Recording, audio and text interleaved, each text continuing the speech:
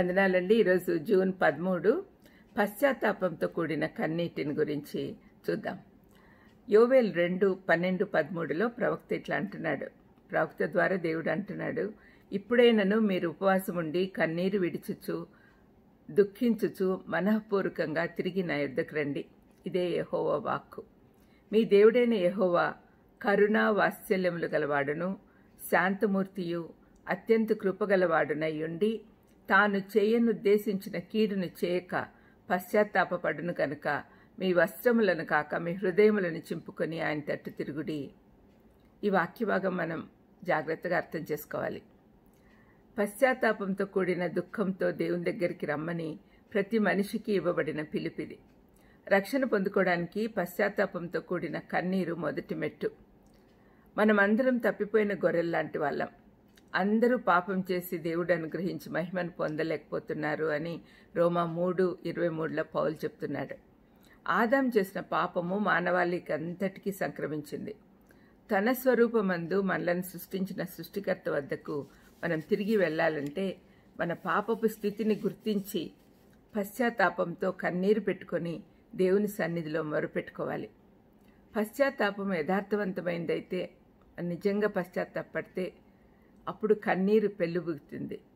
కాబట్టి ఆ కన్నీటికి ప్రధానమైన స్థానం ఉంది. పాత నిబంధన కాలంలో ప్రజలు తమ దుఃఖాన్ని వ్యక్తీకరించడానికి తమ బట్టలు చింపుకునేవారు. విరిగి నలిగిన మనస్సును ఇది సూచిస్తుంది.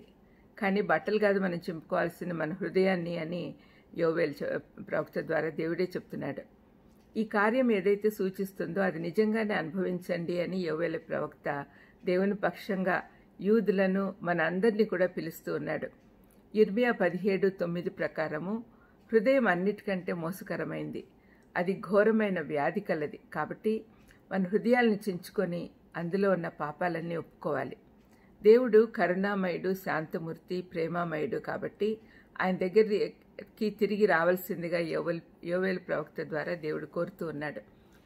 చిరిగిన మన హృదయాలను ఆయన వైపు తిప్పినప్పుడు మనకు రక్షణ, సహాయము దొరుకుతాయి.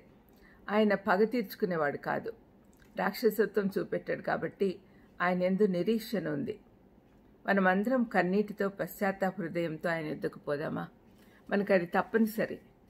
ఎందుకంటే పాపం చేసిన వాళ్ళకి హృదయము అర్థమైనప్పుడు హృదయము కన్నీటితో నిండిపోతుంది. మరి యేసుప్రభువే స్వయంగా తన కొండ మీద ప్రసంగంలో ఆత్మ విషయమై దీనులైన వారి ధన్యులు, పరలోక రాజ్యం వారిది అన్నాడు. దుఃఖపడు వారి ధన్యులు, వారు ఓదార్చబడుతురు అన్నారు. అంటే ఎప్పుడైతే మన పాప స్థితిని గురించి తెలుసుకొని మనం దుఃఖపడతామో అప్పుడు మనము తప్పనిసరిగా ఓదార్చబడతాము. అంతేకాకుండా దేవుని బిడ్డలమవుతాం. పరలోక రాజ్యం వారిది అన్నాడు.